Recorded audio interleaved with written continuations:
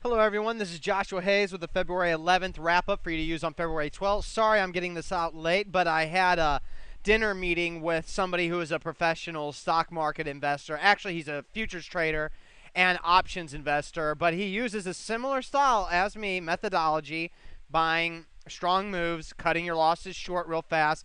And just to let everybody know that's watching this, he has been doing this for a long time, and he confirms exactly what I say about day trading. You do not trade stocks. He said, and this is what I know, to make the big money in the stocks, like the 90,000% return in Cisco, you've got to hold it for the full 1 to 10 years, however long you got to hold it. Or like the taser example that I keep bringing up, 9 months. He says it's stupid to intraday trade stocks. He said there's only a few things to trade intraday, and you need to know these very well. He prefers any spider, any ETF. He says you just got to get to know it on the intraday. He's also a big futures guy, only about day trading futures intraday. But if you got to do stocks, he said ETFs only, like Q, DIA, SPY. So the bottom line there, if you've been thinking about going into day trading in the stock market, get your head out of your butt and look at my returns in the past big winners and realize that the way to make big money in the market is by holding stocks. If you want to day trade, you don't want to play with stocks. So now that we know that, let's go ahead and get going because there's not much to say. Today was pretty much a biding time day, just like we were on December 9th before we broke down. However, the biding time day to me is a little bullish for a reason. After yesterday's breakdown right at the 50-day moving average on such strong volume, even though there was a little support at the end of the day, it sure did feel and look like this market was ready to bust wide open. The only good thing is that we had only one full sell, and that was a 5% cut loss, and we only had 3 new shorts. So we didn't have 7 or 8 new shorts, and then with one being load up on me, like none said that. So it wasn't as negative as possible. And I also tell people a short down here is still kind of risky because we're so far away from the 200-day moving average still just by looking at the New York Stock Exchange, looking at the NASDAQ right here, let's add today, and even looking at the Dow Jones Industrial Average. You can see that the 200-day moving average is still a long way away. I mean, let's see. Still, the Dow Jones could rally almost 2,000%. 2,000 points and be right there around the 10,000 level where the 200-day moving average is. At the same time, the NASDAQ, which resides at 1530, could rally to around the 2,000 area, and then it would only become a short. So there could still be an intermediate term rally here, and the way that looks is because we're along a couple of stocks now that have been doing really well. One did well after hours, and one did well today, up 10%, 20% on margin. Everybody knows I like it a lot, but the most important thing is that I've been recommending 2 certain investments for the long term. Silver, platinum even, and then gold. Look at gold's recent chart after it gets above the 50 and 200-day moving average, and even after it gets above the 50 back here in November. Look at all the strong accumulation, like bars with the green over the 50-day volume average. 1, 2, 3, 4, 5, 6, 7, 8, 9, 10, 11, 12, 13, 14, 15, 16, 17, 18, 19. To how many big, tall red bars? 19 to 1, 2, 3, 4, 5, 6, 7, 8, 9. So it's 19 to 9 since the move over the 50-day moving average in November on Green Bop. Green Bop's almost near max Green Bop. It had a very bullish day today, and in the past 2 days, gold's up 4.50%. DGP, which is gold doubled, is up 9.58%. Silver is up 4.87%, and I can't remember what the double on silver was, so I'm actually going to have to look it up. Ultra Silver, AGQ, that's it. And my friends even told it to me. I should know it. So look at how beautiful AGQ is. That's beautiful. That's really pretty. And silver, that's looking really good, especially at the end of January and February. And then you have gold double, looks very solid since the move in November.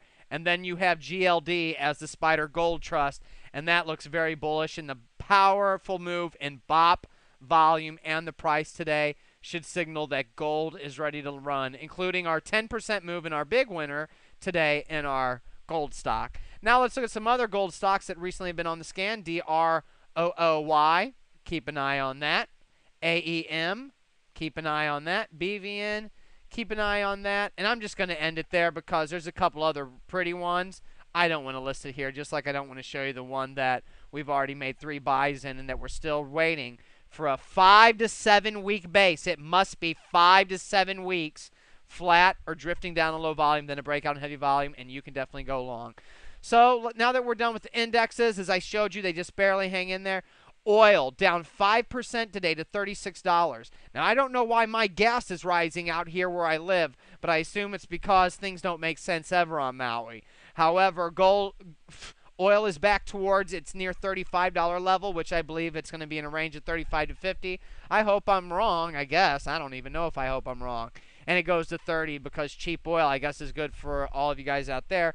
However, the people that don't understand the stock market don't seem to understand that low oil is not bullish. Low oil means you don't make a lot of money. You make only a little bit of money in the market. So thank God our longs are working. Thank God our shorts are working. It's definitely, I don't care what you say, I'm thanking God because my shorts are still looking great. I had no full covers today, right? Oh, one, and that was one we just took. 2% loss. Ow! I got a 2% loss, and I've got shorts up 50, 50, 48, 47, 77, 90, and 87%. So, whatever. I'm pretty sure that the 2% cut losses aren't hurting. And then whenever you got a stock like one I don't want to mention moving up 20% after hours, and then another stock that's up 10% intraday, man, I know it sounds like I'm bragging, but don't I deserve it? I mean, come on. I mean, I've been consistently right in 2008. I was completely right from 2003 to 2007. I was right in 99. I was right from 00 to 02. And I got lucky in 96 and 98 and made money when I started out. I don't know anybody who's had as much success as me in trading, even though I have noticed one thing. And the guy that I talked with tonight confirmed it. The longer you go on investing, the more risk averse you become. There are trades that I made heavily in 99 and 00 that I would never, ever, ever put on today. And 2003 is how I'm going to operate in the next bull, which means the new breakouts will be going long, and if they're some quality, we'll be putting some good, strong money into them.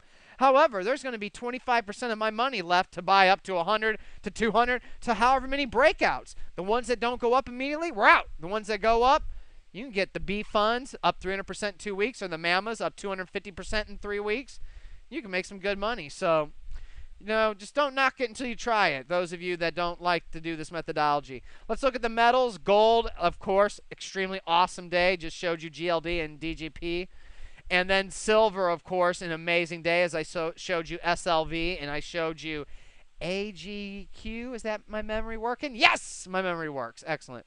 So that's very good. So silver, beautiful. Green bop now even on that uptrend. Still can't find a day where it closes at the low of the day since September or maybe even August. Gold is the same way. Bullish as can be. Already near new highs, 940. Its old intraday highs was in 2008 whenever it hit 1,029. I don't see why this is going to happen, because what happened in this thing is that the 1334 exponential moving average crossed to the upside in 2003. In 2008, it crossed back down. That was a major sell signal. However, what's happened this year is that the 13 and 34 exponential moving average has recrossed to the upside. Now, folks, I don't know if you know this, but I know from my own eyes and own study, and if anybody wants to prove this for me, do it, that whenever I've seen the 13 and 34 cross up and work for a long time, then cross down, and then cross up again right after that, that's mean extreme gains. Now, I could very easily be wrong. I mean, I could be very wrong, and gold could be near a major top. However, I don't see a parabolic run in it like I saw in oil last year. I just don't see it yet. And silver still looks good. Platinum even. Let me go up close to see platinum. Look at that beautiful uptrend. Platinum is still relatively cheap as it's under the 200-day moving average. However, you know as soon as it's above the 200-day moving average, you go long if you're a futures trader. You would already be long gold and silver now, and obviously making money. Silver, though, today, with that close over the 200-day moving average, is your signal to go long again. When the 50 crosses the 200, it's another signal to go long. See how much time's left? Oh, almost done. Time to wrap this up. DXY, this United States dollar, still holding in, even up today. shows you that it's just working. Let me bring up the yen that I know of. Look at the yen. The yen is still working. Yen in an uptrend, United States dollar in an uptrend. And of course, the most important uptrend, because long term I think it's one of the best things out there, gold. However, this silver chart is beautiful. So if you're long this gold or this silver ETF, any pullback to the support areas, as long as BOP is that green and gets the max green, go for it. However, remember that long that I have as a gold stock is doing better. Aloha.